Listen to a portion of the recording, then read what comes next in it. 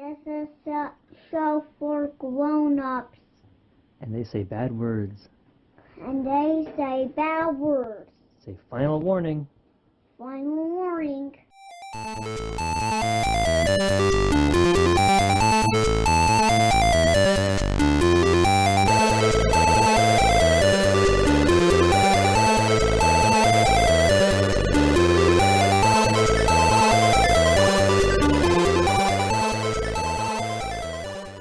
Hello and welcome to the Pot of Blunders. I'm your host, Nate Magnuski, and with me today is Dr. Megan Connell. How are you doing today, Doctor? Great. How are you doing today? It's the best day I've ever had in my life. Yay. Yeah, and you're here for it. Yeah. I am. Yes. Win. Ah. So first and foremost, I ask every guest this. How did you get into the hobby? I started playing D&D back in middle school. And this was in like ye olden times. So we did not have printed character sheets. We had lined notebook paper where we wrote everything out by hand and had to fill it all out. And, lots of erasing, lots of messing up. I never even had any of the books. My friends had the books and we would just kind of goof around. I made a lot of characters. I made a lot of one type of character, I should say. I was completely obsessed with Lord of the Rings when I was in middle school. One summer, I did teach myself Elvish. I have since forgotten it. Yes. So I made Legolas over and over and over again. Just different versions of a Legolas character. But yeah, we played in middle school. Like we didn't play very often, but like one of my most fond memories was one of my friends had made their own custom spell, which was the spam spell. And it was damage dealing spell. And if it reduced the person to 0 hit points, you rolled, I think it was a D8, and that's how many food rations they turned into. That's somehow adorable and horribly grim at the same time. Yeah. Like it was so funny to us. And like now I think about it, I'm like, that's horrific. Like, I guess it's not cannibalism if you turn them into something else. They got turned into cans of spam. It was fine, I guess. But then I fell away from the hobby in high school, and it wasn't until I had finished grad schools out of the army, and I was watching Geek and Sundry's Will Wheaton did the Ashes of Valhalla or something, that one, Fantasy Age system. Mm-hmm. And I was like, man, I miss D&D. This was so much fun. And so we started playing Fantasy Age, played through that, but found like it wasn't quite what I wanted. And then I had started watching Critical Role at that point too. And so we went and bought the starter set, then got the player's handbook and ran through the Lost Mines of Phandelver with my family. Then I joined a random group of players on Roll20. We had a terrible DM and everybody rage quit after the second game. Perfect. But I reached out, like it was sort of funny. All of the players, we all connected with each other. We're like, that DM was terrible, but you all seemed like good role players. Let's try to get another game. And so then we started playing Sunday with one of the players stepped into the DM's chair and we still play together. And that we started playing, I think it was 2016. And these people who are strangers have become some of my greatest friends, and we play every week. And it is just awesome. So that was kind of the long journey of starting and then falling away and then it coming back and now being like the prominent bookshelf in my house and everything. I originally put out a message on Twitter asking if there was any therapists out there, psychologists out there that were familiar with running D&D as a therapeutic tool, especially for veterans, because we're releasing this episode around Veterans Day. And you are like the ideal candidate to speak to on this topic. Yeah. I'm a veteran too. Yeah, I know. It's like every single box I asked for, you checked off and then some. So can you talk about your background as a therapist and as a veteran? Like, what's your how did you get to this point? Oh gosh, that's a kind of fun story. Well, not fun, but like a long journey too. So I was in college when September 11th happened. I went to college in Boston and just remember seeing everything just shut down. And how freaky that was. And I actually I knew I wanted to join the military at that point. So I started calling some recruiters and like, they were flooded with calls. People were volunteering left, right, and center right after September 11th. And I talked to a naval recruiter and I knew at that point I wanted to be a psychologist. I was studying music therapy with a plan to become a psychologist. And to this, I don't know the name of this recruiter. I wish I did, because to this credit, they really did me a favor. They said like, don't join now. we're going to need psychologists. Go get your doctorate, become a psychologist, and then join the military.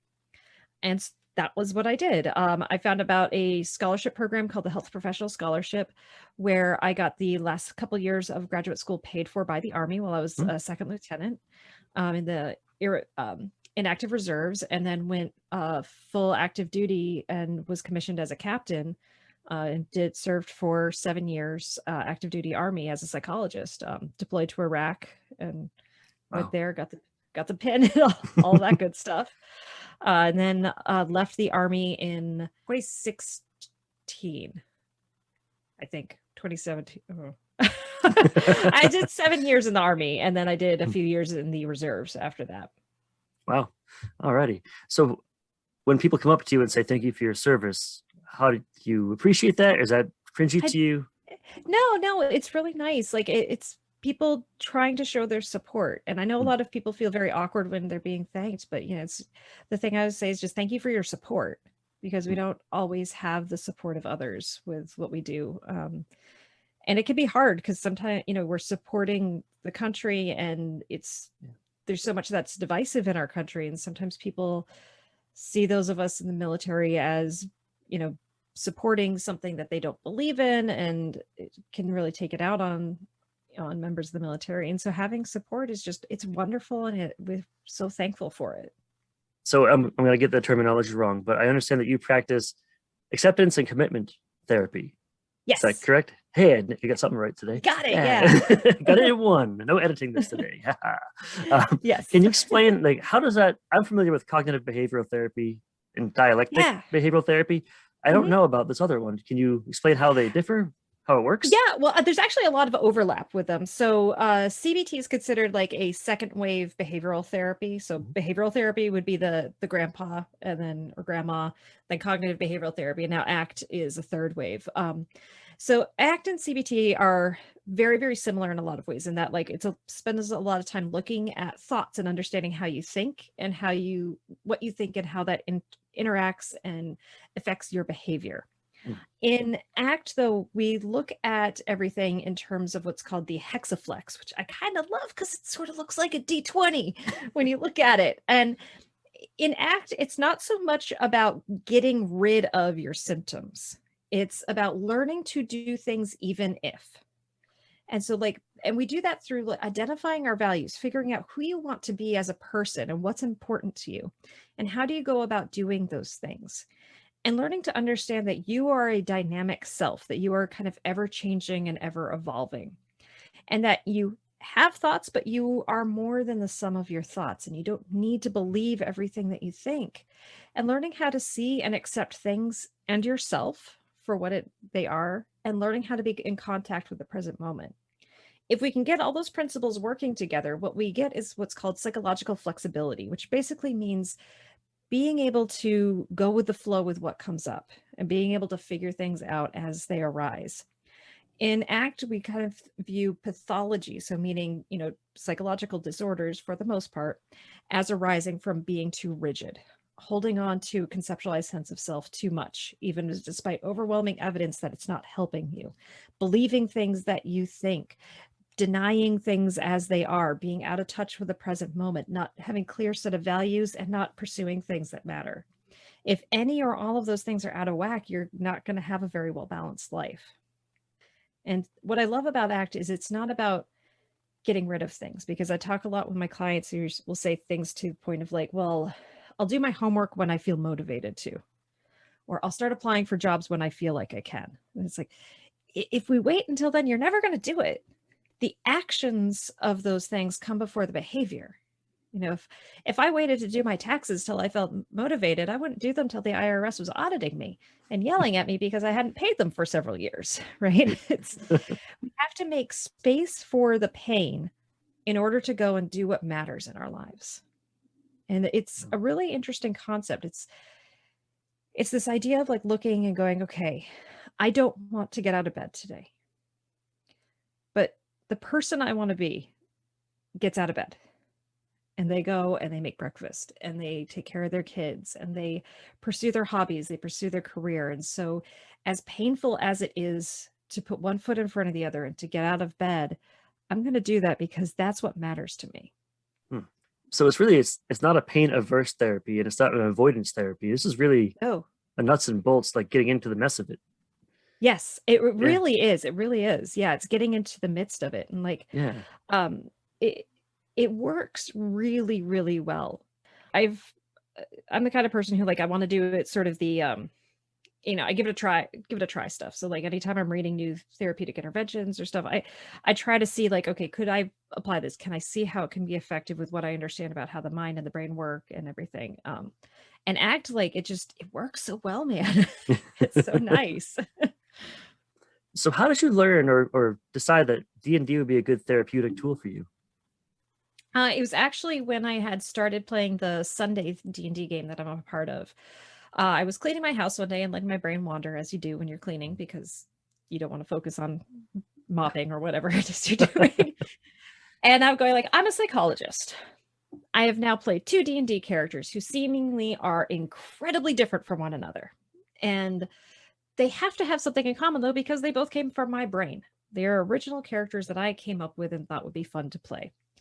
And so as I'm going through and trying to figure out what connected them, and I finally figured it out, and it like hit me, and I got, you know how like sometimes you have a realization of something and you get that sinking feeling in your stomach? Yeah. Mhm. Yeah, I had that. I'm like, oh, ooh, ouch, that's a core. Oh gosh, I need to work on that. Right. It was the mirror held up in a way that it just was kind of like, "Eesh," right? And I was floored by it, and it was awesome because like that started really this whole road of self-exploration, growth and stuff for me. But then I was also like, holy crap, I don't know that I ever would have come to that in therapy. And if it had been, it would have been years of going through therapy before that actually came up. And so it was really, really powerful to just to be like, okay, wow, yeah, there's something to this. And then very serendipitously, that week or like early the next week, Dr. B was featured on Dragon Talk, talking about how he and some others were utilizing D&D as a therapy tool for kids on the autism spectrum. I was like, all right, other people are doing this. It's a valid thing. I was still active duty at the time. I remember that because I was listening to the podcast. So I had an hour drive each way to where I was stationed. So that's where I was listening to it. But I was getting ready to make the jump into private practice as I left the military. And so I started trying to figure out how to start running groups. And then I actually moved to the practice I'm a part of right now at Southeast Psych. And they were very supportive of me starting D&D groups. And I had a proof of concept group, and I got a few off the ground. And then I really found my niche in running groups for women and girls. I'm hoping to start some vet groups soon.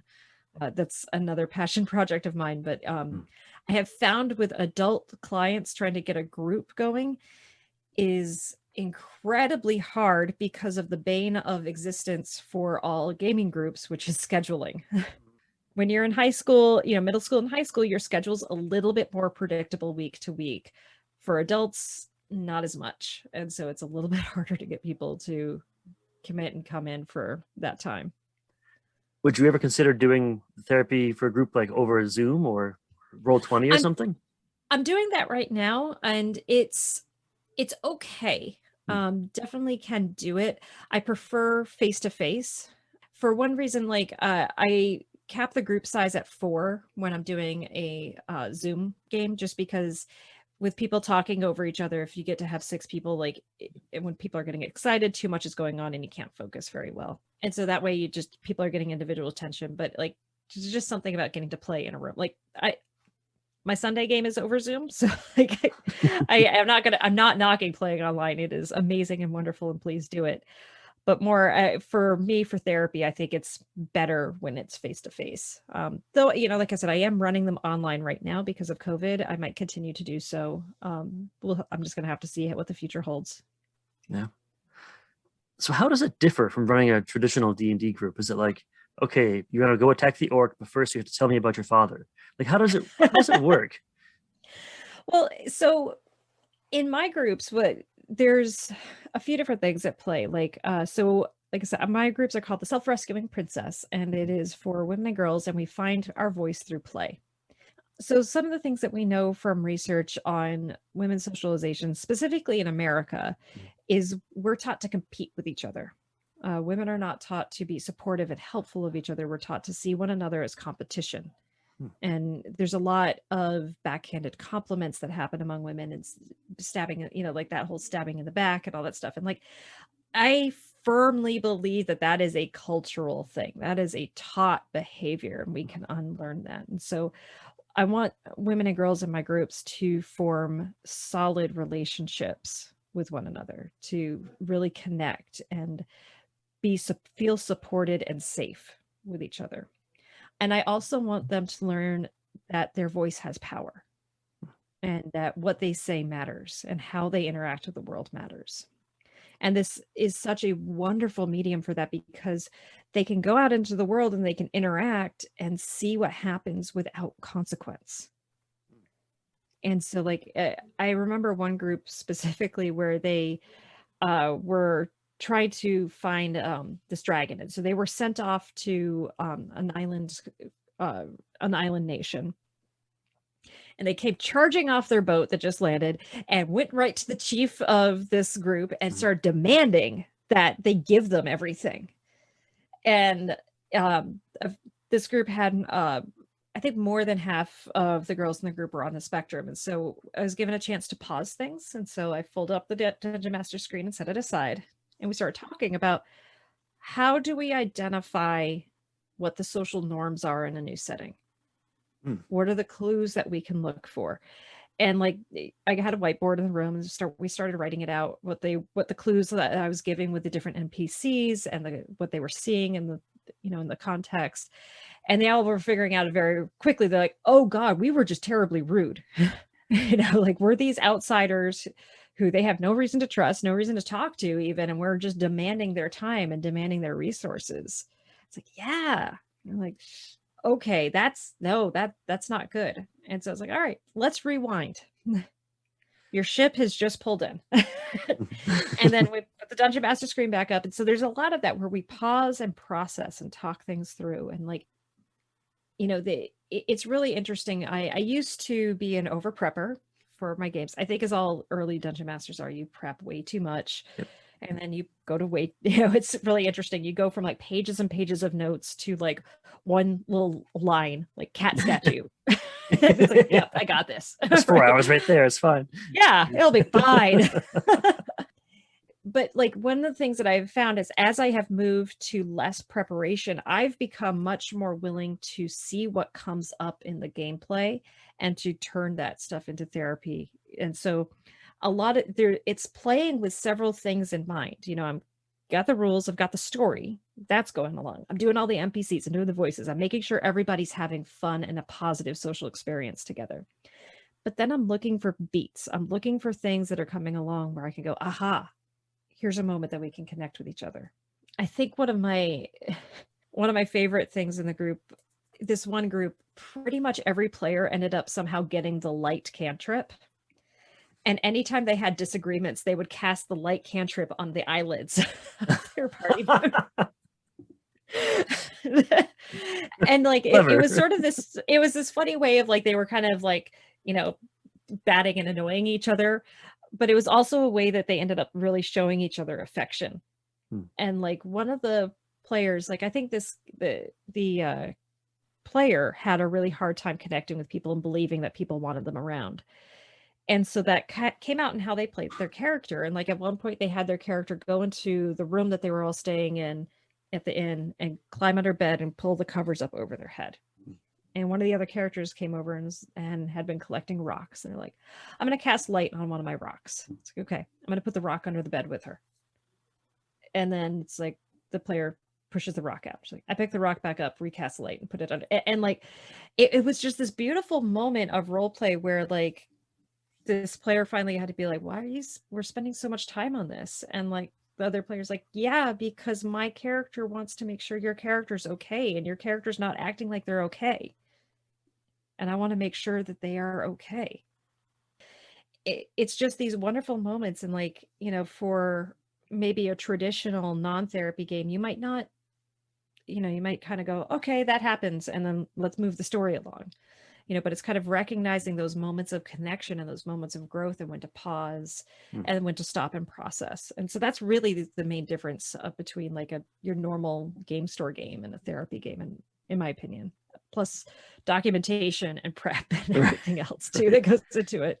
And something I should say too, consent, that everybody who comes to my groups, they understand that it's either, I do skills groups that are more focused on just, learning how to build positive relationships with each other. And then the therapy groups where we process more. And so it is consent that I have for my players that we will be doing skills and therapy. And so that's important. If you are not a therapist and you do not have the consent from your players, do not try to therapize them in games. Yeah, that seems like a bad choice. Oh, it's terrible. It's terrible. It's a great way to alienate your friends. Don't do that.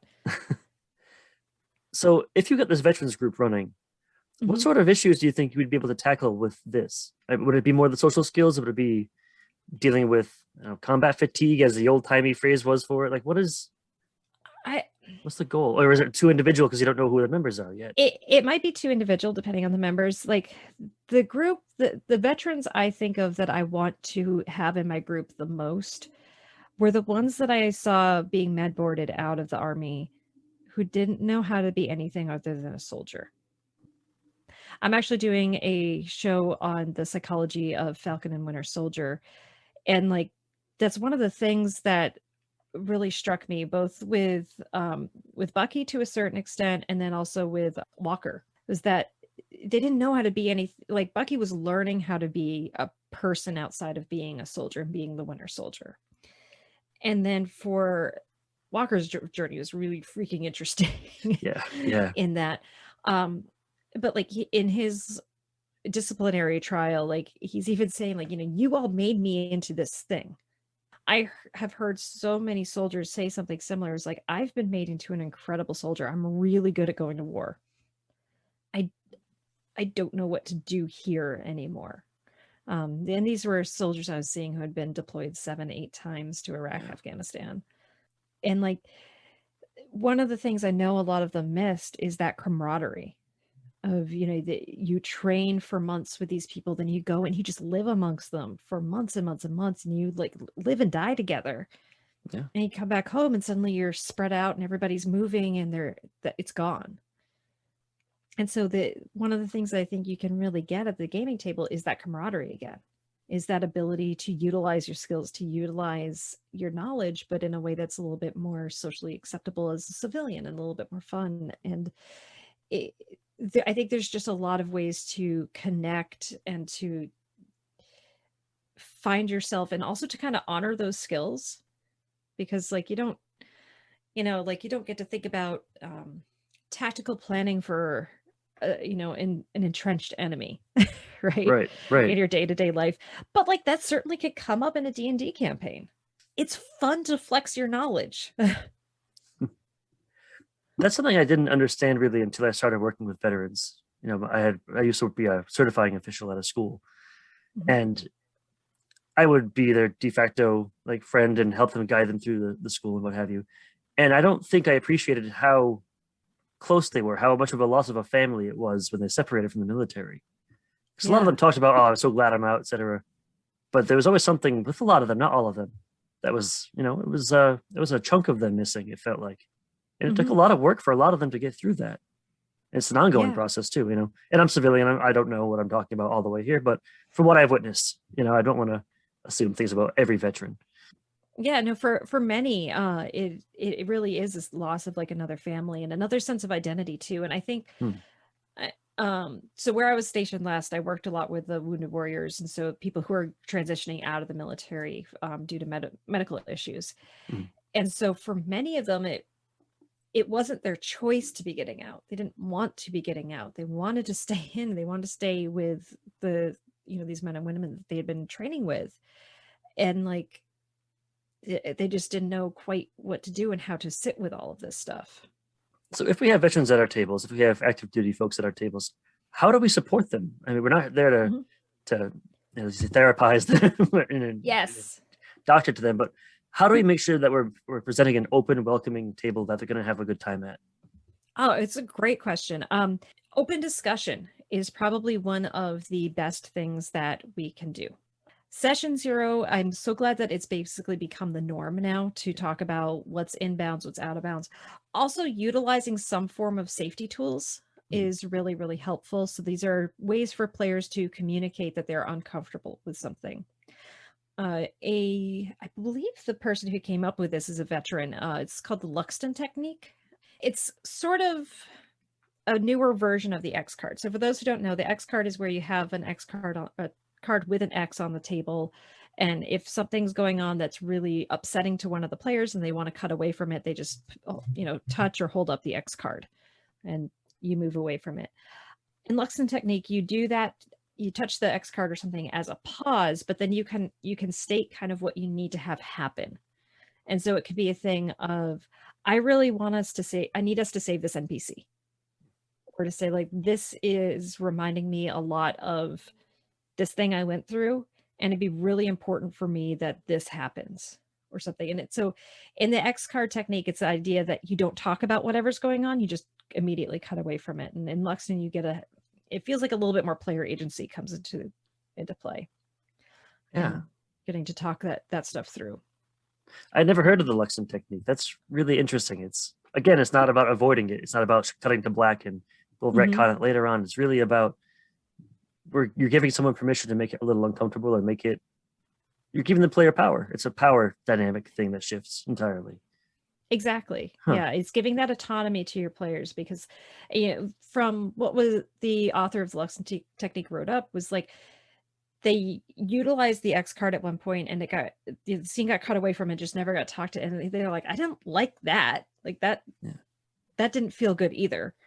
And so this other technique seemed to work a lot better for them. But, it's talk about the stuff, be willing to do it, and then go through the go, no-go topics and understand that stuff is dynamic and changing and stuff. And like, I think go through that stuff privately with your players or even making an anonymous form. And like, if one of your players is active duty and has deployed a bunch, maybe just sit aside, sit with them really quick and be like, hey, I don't know what you've been through, if anything. Like, is there stuff that would just not be fun for you to have in this game with, fighting? Maybe like it could be, don't ever put kids in danger. All right, got it. Talking is so important. Huh. I never thought about doing an anonymous survey as part of session 0 before, but yeah, that makes sense. I mean, people would be a lot more forthcoming if they didn't have to put their name on to their fears and icky topics, right? And I think too, as a dungeon master or game master, demonstrate your own boundaries and talk about boundaries and show that stuff, because it's one thing to say that you're going to do something. It's a completely different thing to do that. When I'm doing session 0 for my groups, I talk about like, look, we're not going to have child abuse in this game. That's not fun. We're not going to talk about that. That's not here. I was like, but also don't feel afraid to like put stuff on the red list that, seems silly. I was like, because here's my silly thing I'm putting on the no-go list. Cockroaches. I don't like them. No Demon Lord of cockroaches in this game. Don't worry about it, even though it exists. Thank you, Kobold Press. Yeah, thanks, Kobold. Yeah, when we demonstrate that stuff, then it gives permission, right? Just like when the Dungeon Master is silly and does voices and really gets into character, that gives everybody else at the table permission to play in that way. So D&D, you're a big fan of D&D, longtime fan of D&D. Are there any other games you'd want to use for therapeutic tools? There are. So I have this. This is great for a podcast. I'm gesturing to things behind me. I have a whole other shelf of other gaming systems. I have a language-based learning disability, which makes it very hard for me to engage with technical reading. I can read stories all day long and process them very deeply and understanding, but like technical stuff, even directions for board games, I'm like, I don't understand this. Like I've been playing Zombie Kids with my kids. It's super simple game, and I even misread the instructions for that. So, my brain does not like technical reading very much. I've gotten to play the Emberwind system. That one is really fun. It's actually a psychologist who wrote it, and they're an existential psychologist. I also come from existential psychology, so I kind of love it. That system though is great in that there is no lone wolfing. Everything is a choice of the party. And so it's, do we go this way or do we go that way? It's not like, well, let's split the party. Like you all come up with a choice together and that's what happens. And so it sort of forces that, communal storytelling and working together. And there's a lot more community resources. Is like one of the game I have behind me is there's a clock. And depending on what choices you are, that adds time to the clock and you don't know what that's going to do. So, it is a really interesting thing. But what I also like too with that system is the adventure has several endings depending on what you do. And one of them is you lose. And then the next part of the journey can pick up right after you lose. And like half of this city that you were trying to save is destroyed. So it's really interesting in that way. And so, it's take some bold steps in storytelling. And I like that. There's some other ones too that I'd be interested in perhaps looking into, but the reason that I use D&D mostly, it's not for any reason that of saying like D&D is the best for therapy. It's whatever system works for you, jives with your brain and fits with the population you want to work with, utilize that system. One of my goals for the folks I work with, because I work with a lot of socially anxious teens and tweens and teens, is I want to give them a way to meet people. When they go off to college and are anxious and maybe don't want to go to the big loud parties because they have sensory issues and stuff, and they want to find people to play with, finding a game of D&D is going to be pretty easy. It's not super simple, but it won't be that hard. However, if I was utilizing like Outbreak Undead and trying to find a group of people who play that system, that might be a lot harder. And, they can go into a local game store and they could play an Adventure League game and have some fun. I want my players to know how to play D&D, have fun, learn how to make positive relationships with other people, and also learn how to speak up and have their voice be heard. And if I can hit most of those things, I think usually I'm hitting all of them, I feel like it's successful and it's really helping my players. Absolutely. Have you ever considered using like a one-on-one role-playing game for therapeutic purposes? Yeah, I haven't actually done a one-on-one role play before. I have done background stuff. So one of my players was really struggling with depression, and I was seeing them an individual as well. And so we talked about like, okay, let's give it stats. We grabbed the monster manual, we started thumbing through the monster manual and said, let's create a monster. Let's see what your depression looks like. And what they came up with was freaking perfect. So it was an ooze golem. And what would happen is it tried to envelop you. And if it enveloped you, you were slowed and your constitution was lowered and everything looked dark and gray around you. But we decided like this golem was weak. If everybody teamed up and worked together against it, then it would become vulnerable to the attacks. And it was really interesting because once they started being able to see their depression more in that way of like, okay, no, it's just this golem. It's the slime from the golem that's trying to envelop me. I need to get up. And if I walk, I'm going to start, gaining my health back and my constitution's going to start coming back up. And that was really, really helpful for them. That's fascinating. What a great way to illustrate depression and how to defeat it. The team effort and all that. I was struck by the fact that you started out as a music therapist student, right? Yes. And then you went to like a D&D therapy. It seems like you find ways to use these non-traditional therapies either in support of traditional therapy or as an alternate method. Why? What's your inspiration behind that? I love creating stuff. I like, I'm a person, like the human brain is super powered at pattern recognition and finding patterns. And like, my brain loves to see connections and how to like, the murder wall kind of, strings tying to all that. That's like my brain all the time. And so finding these connections and bringing things together is wonderful. And like, one of the things I really enjoy about my brain is that it does have this ability to ask, well, why not? Why can't music be therapeutic? Of course, like listening to it's like, do you remember that time you were going through that breakup and you listened to the song 5,000 times and it got you through it? That was amazing. Like, why can't we use that? Why can't we consciously use that?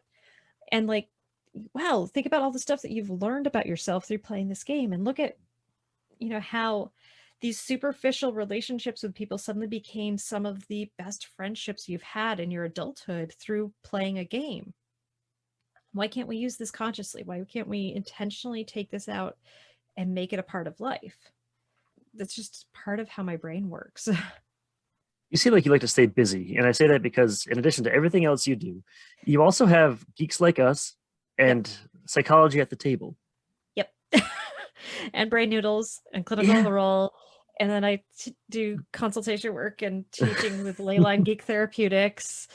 I have a problem with saying the sentence no. I'm really good at teaching other people how to say, I'm really good at teaching other people how to say no. Terrible at modeling it. Can you tell me about Psychology at the Table? Yeah, so Psychology at the Table came from Reddit, actually. Reading through just a bunch of the different D&D Reddits, and I'd be reading through them going, God, it sounds like this person's problem with their players. Their players depressed.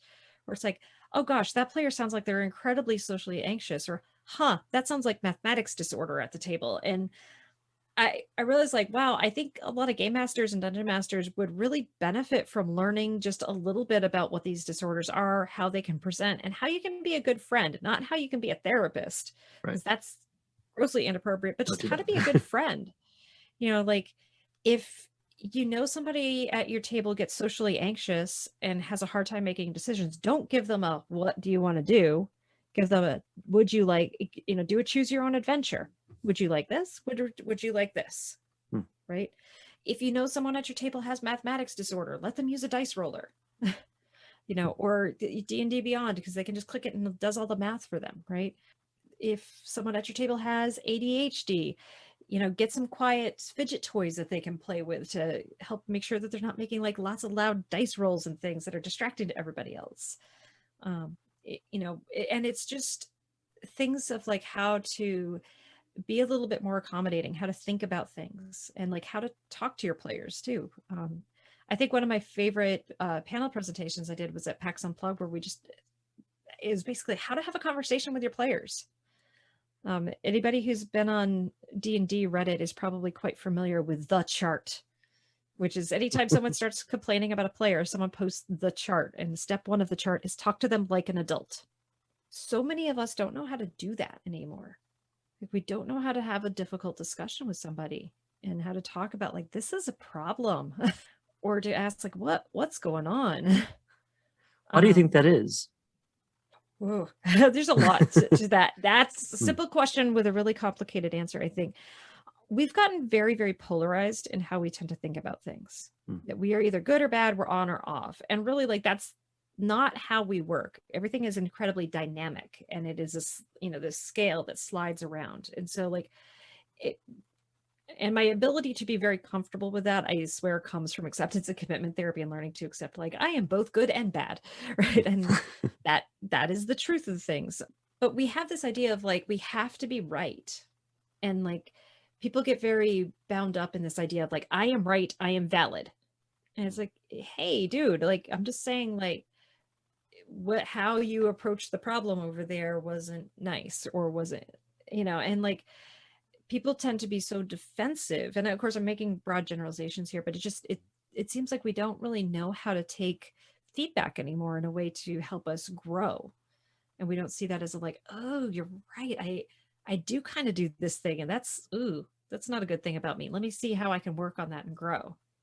I don't know exactly where that's come from, but it does seem to be a problem. And so it's really hard for people to have a conversation.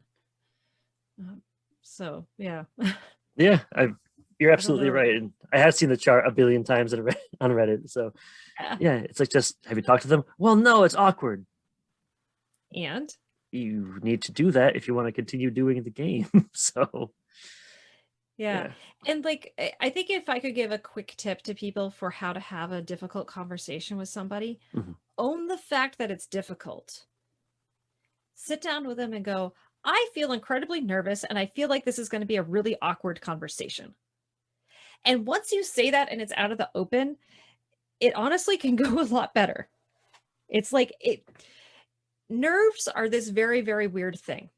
As long as we are trying to make them go away and push back against them, they have total control over us. As soon as we can accept them and acknowledge that they're there and say something like, I am so nervous right now. It's very weird. You still feel the nerves, but it's like they don't have any power over you anymore. And so when we're sitting down to have a conversation with somebody, just saying like, okay, this is going to be a little awkward. And then all of a sudden, like, it's okay. We've acknowledged that it's going to be awkward and weird, and then we just go with it. You're coming out with all these powerful insights, and I really appreciate it. I'm like, gonna review this just for my own edification after this, just so I can make sure I'm doing all the right things. What's one thing that we haven't talked about tonight that you really want our listeners to know? Oh gosh, play more games. Like, play. I think when I was doing a lit review for the training that I helped co-create, started off with Dr. Boca Mazzaro and then have kind of elaborated and built upon it with Leyline Geek Therapeutics.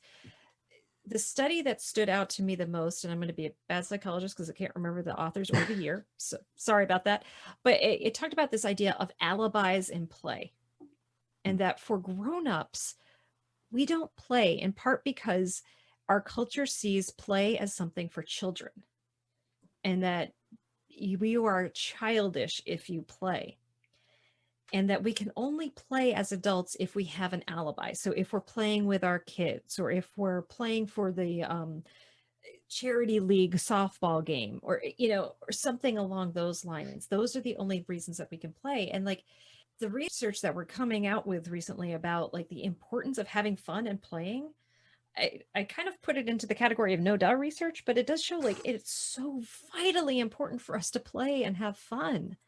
And like, I hate this idea that we poo-poo on adults for, I don't know, painting and sculpting. Like, I remember when I was finishing up with my internship, and like, I felt this kind of void of creativity in my life, and I wanted to fill it somehow. And I'm like, thinking back, and I'm like, okay, I know I had a lot of fun doing stuff when I was a kid. And so I was thinking to like summer camp and like gluing macaroni onto the paper plates, right? I was like, that was so much fun. And like, too bad I can't do that anymore. And again, luckily I have a weird brain that went, well, why not? And I was like, yeah, let's just go to Michael's. Let's see. I was like, I don't think I actually want to glue macaroni on a paper plate, but let's find other stuff. And like, I did. And it, like, just giving myself permission to make really crappy paintings and things was a blast. So recapping this whole conversation, give yourself permission to play. Yeah. Don't avoid the awkward and talk to each other. Yeah. I mean, that's it. Yeah. Do those things and like your life's going to be pretty decent. That's gorgeous. I love that. Dr. Megan, thank you so much for coming on the show. I really appreciate it. And I appreciate your time. Oh, my pleasure. Thank you so much for having me. Hello, folks. It's Nate. Thanks again to Dr. Connell for coming on the show and spending some time with us. If you haven't yet, please go check out Psychology at the Table on YouTube. If you're a DM, you're guaranteed to find a lot of value in those videos. I'll also share a link to her professional website so you can learn all about her continued work and reach out directly if you have questions.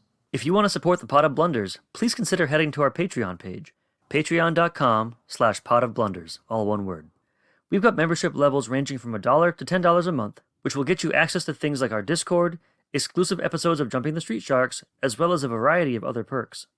You can also support the show and help us bring more attention to amazing indie authors by leaving a review on Apple Podcasts.